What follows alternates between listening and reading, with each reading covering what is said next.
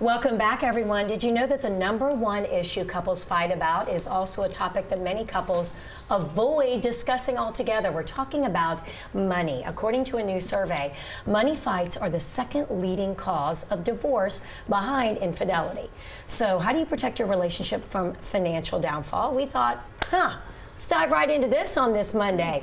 We're discussing it today in Real Talk with our always fabulous Cara Kinnear, author Amy Lyle, and making her Real Talk table debut, divorce lawyer, counselor, psychologist, and rabbi, Emily Brenner. Wow, you are Emily, it is so great to have you. I'm so excited to be here. Yes, I had the nicest conversation when friends put us together and said she'd be great for Real Talk, and Emily is just a wealth of knowledge right here, and we thought let's have her impart some of that on such an important topic. So even if you have similar money philosophy as your significant other, it can of course be difficult to make all the right money choices, all being on the same page at the same time. So experts share some of the biggest mistake couples make regarding their finances. So let's talk about how you ladies handle it. And I actually took a kind of an informal poll on my Facebook page this morning, and I have some answers for you. It's kind of interesting. All right, #1, you don't talk about money ever.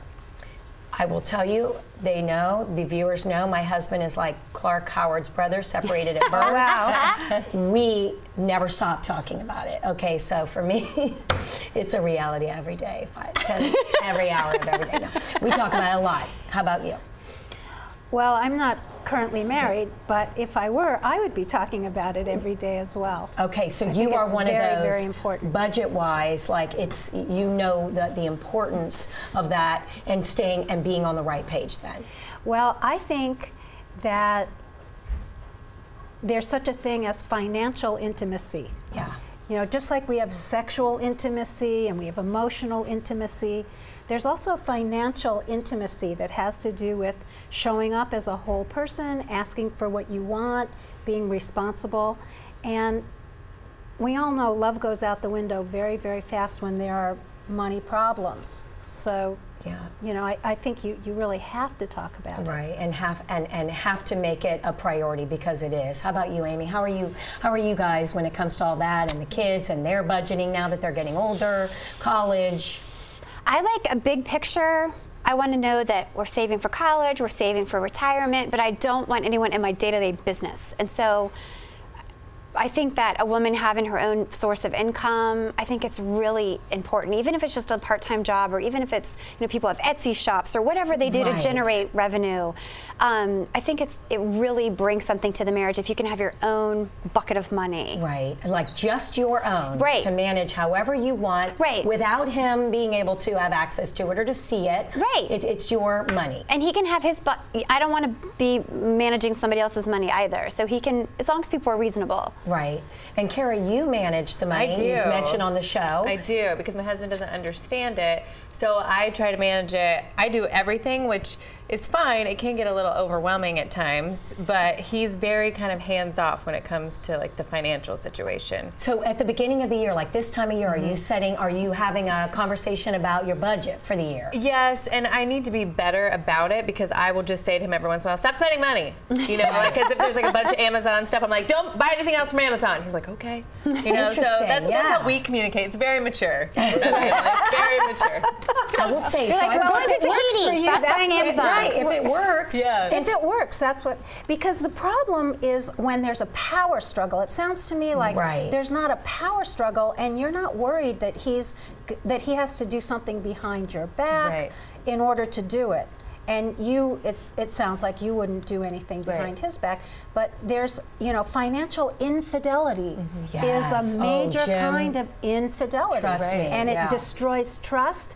And I would say that it's an even bigger divorce cause than sexual infidelity. Yes, I would say in my house, not that I have had the other, but I would say like having a secret credit card, and we're going to get to all that, or whatever.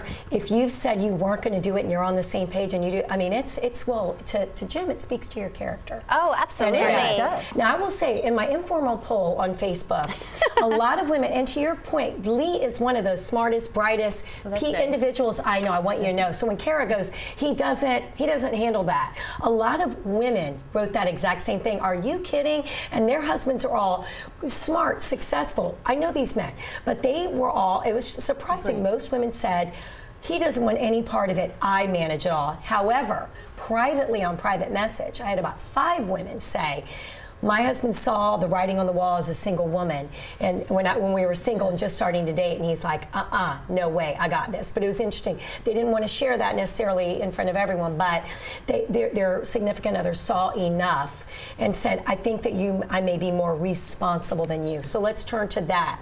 And you have seen a lot in your line of work. Oh, yes. and we talked about this before you came on the show when it comes to being responsible for your finances.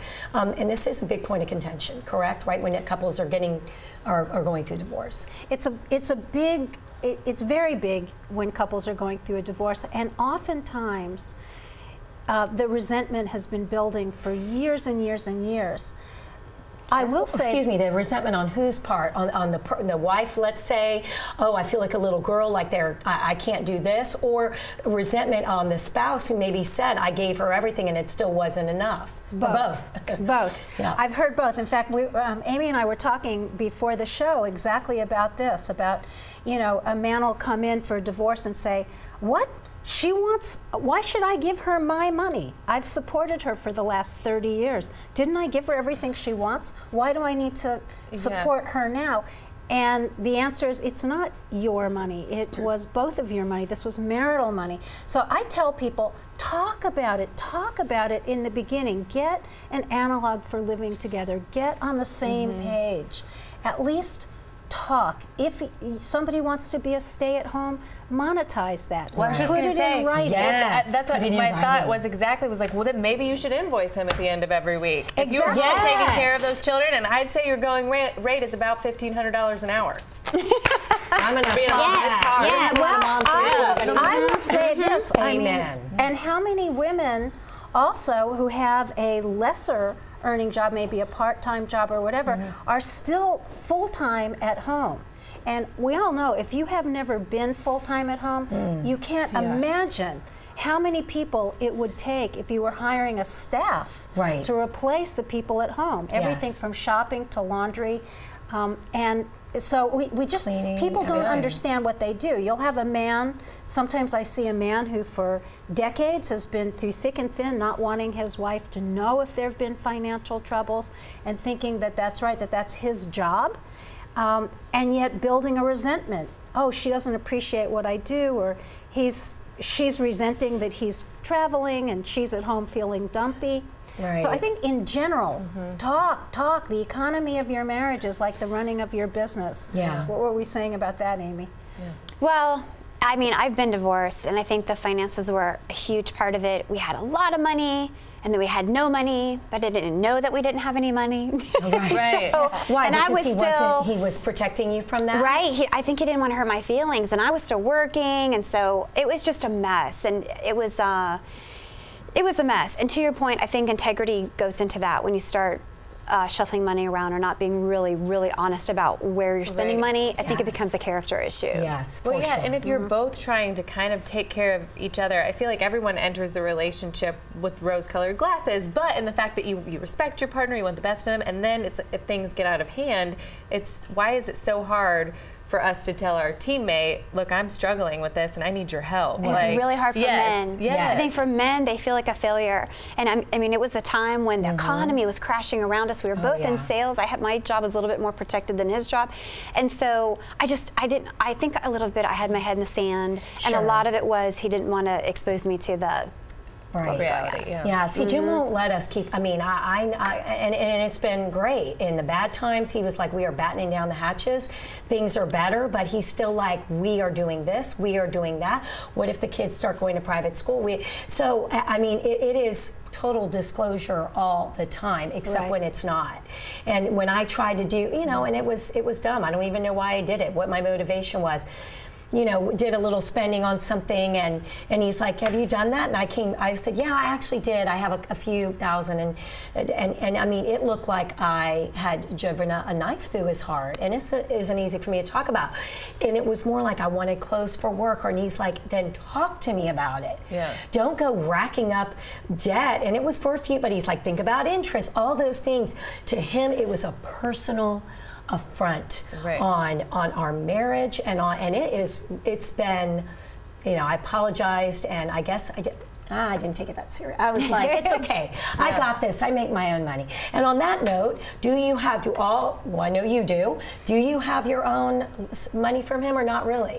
No. You don't? Everything's pretty together, but he doesn't know the passwords right. So it doesn't really matter. If I needed to get out of town, I could. Yeah. I'm not going to do that. She's not everybody.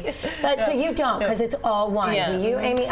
Well, we came into the marriage with jobs, and he had a rental property, I had a rental property. So we have some stuff that's separate, some stuff's together. We file taxes together. And to your point, Christine, I think what you are attracted to in a mate is different. You know, if you sit down with someone, you're like, what's your credit score? You're going to be like, what? Right. But then you realize later, you know, you know, my husband, when our kids started being of the age to buy cars, he's like, I save $20 a week for each kid. And then here was this pot of money, like, he was such a planner. He's an engineer. He's such a planner. It's like, here's the money for the car, and here's the money for college. And it was like, I love you. Right. Yeah. And you're planning. I think Jim might have asked me my credit score in our first date. He might have. It was right over that glass of champagne and some dessert. It's in the high eights. In the high eights. But again, getting back to the survey, it shows 48% of Americans cannot afford an emergency. Another study, 2 in 3 Americans don't have $500 to cover an expense, whether that is a car repair, a hospital bill. If you are not on the same page, you want to watch things go downhill quickly. Oh yeah. Over these kinds of fights, over what we got to do this, we've got to come up with this, and that's like for Jim. I think that's his reality. He sleeps better at night, knowing that we've got money in the bank. Oh, I think saving is very important. Not all families are in a position where they can do a whole lot of savings.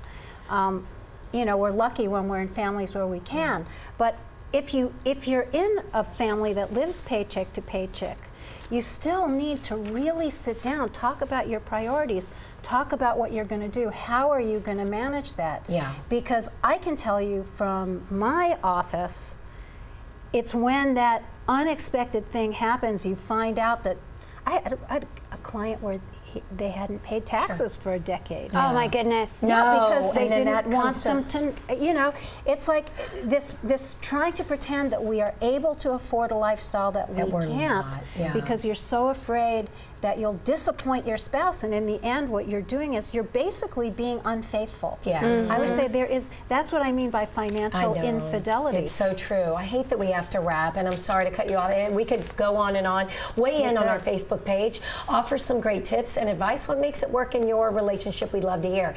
In the meantime, I can't put a price tag on his love. Talking about trending with Trentster, who's out at Centennial Park. Hi, Trent. We miss you. I miss you, Christine. But yes, I'm out here live at the big game, and we're talking all things trending coming up